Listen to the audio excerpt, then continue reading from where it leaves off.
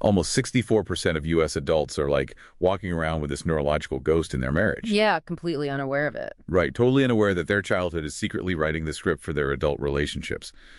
So, okay, let's unpack this for you today. Our mission for this deep dive is to map out this invisible emotional baggage people unknowingly bring to the altar and explore how chaotic childhoods fundamentally rewire our relationship blueprints. And well, when you look at the sources, what's fascinating here is the realization that standard marriage advice completely fails trauma survivors. I mean, we usually assume severe, visible physical abuse is the main relationship killer. Right, the obvious stuff. Exactly. But the data shows the most common culprit is actually invisible. It's emotional neglect, which accounts for nearly 75% of child maltreatment cases. Wow, 75%. And that neglect breeds this condition called alexithymia. Basically, if a child's caregivers never mirror or respond to their basic emotional needs, the child's brain just never learns to categorize internal states. Yeah, they grow into adults who literally cannot read their own emotional gauges. Which creates this brutal demand-withdraw pattern, right? Like, one spouse gets anxious and demands connection, but the traumatized spouse just short circuits and withdraws because they can't process the emotional data. It feels like trying to play a cooperative multiplayer video game with your partner, but you suddenly realize their controller is missing the main action buttons. That is a perfect way to put it. The machinery is quite literally lacking because they can't read those internal states, yours or theirs. They misinterpret the signals. Ah, so the anxiety looks like a direct attack. Exactly. The demanding partner's anxiety is perceived as a threat. That triggers the withdrawal, which then just escalates the demanding partner's anxiety, trapping both of them in this hostile, self-perpetuating loop. I have to push back a bit on the permanence of this, though. Like, if someone struggles to read emotions, couldn't a highly empathetic, really warm spouse just buffer that impact? Yeah, but think so, yeah. Yeah, I mean, it seems like a healthy partner could simply absorb and compensate for those missing buttons, you know? Well, researchers actually looked at that, assuming love could compensate. But the data reveals a phenomenon called unbuffered vulnerability. Positive partner traits usually fail to mitigate childhood abuse because early trauma isn't just a bad memory. Right, it physically alters the brain. Right. The amygdala, which is our threat detection center, becomes chronically hyperactive. Meanwhile, the prefrontal cortex, the part that handles logic and emotional regulation, essentially goes offline during conflict. So what does this all mean for the healthy spouse? Like, if the unhealed trauma is essentially a leaky radiator, it's going to overheat the entire car eventually, regardless of how skilled the driver is. That is exactly the partner effect in action. The trauma actively contaminates the non-traumatized mental health, spiking their psychological distress. And if we connect this to the bigger picture, that emotional overheat eventually burns down the finances. Wait, really? The finances? Yeah. Trauma survivors face a massive wealth penalty near retirement. We are talking anywhere from $48,000 to $85,000. Oh, wow. Well, I guess that makes total sense when you trace it back to that demand withdrawal loop. That emotional gridlock leads directly to relationship instability and divorce. Instead of pooling assets and building compound wealth over decades, couples caught in this loop are paying legal fees, splitting assets, and, duplicating their living expenses. Which is precisely why standard couples therapy often makes things worse. Traditional therapy relies on rational communication and structured I statements. But their prefrontal cortex is offline. Right.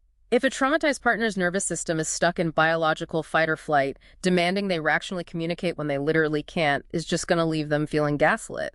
You have to regulate the nervous system first. Which brings us to the intimacy from the inside-out approach, or IFIO. This clinical model views the mind as an ecosystem of different parts. So marital conflict is really just your protector parts, like the defense mechanisms using anger or withdrawal, clashing with your spouse's protectors. Yeah, it's parts fighting parts. And here's where it gets really interesting. They are acting out just to shield the deeply traumatized exile parts holding the original childhood pain. So during a massive marital blowout, you aren't fighting your spouse. You're actually fighting their inner child's bodyguards. Which is incredibly tragic when you see the dynamic clearly.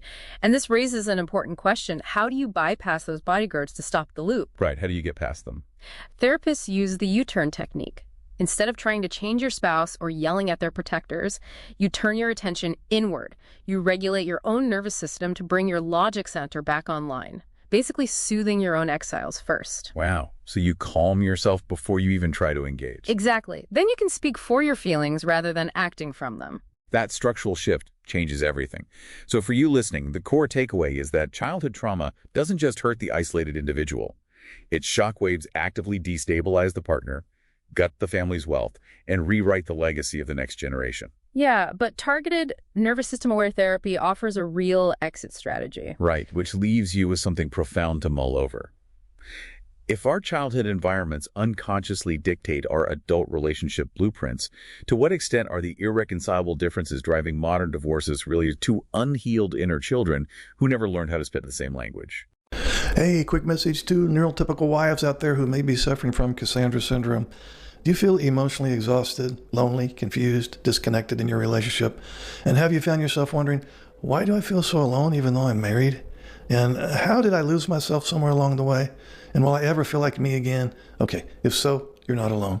Most of the neurotypical partners I work with experience profound emotional deprivation that slowly erodes their sense of self, confidence, and hope. Here's the good news though. Recovery is possible. I've created a recovery program that's now available as a self-paced online course. Originally offered as a live group, this program has helped participants understand the emotional deprivation they've experienced, make sense of the confusion and self-doubt, and begin rebuilding their sense of identity and emotional strength. Now you can go through the same material from the privacy and comfort of your own home and move through it at the pace that works best for you.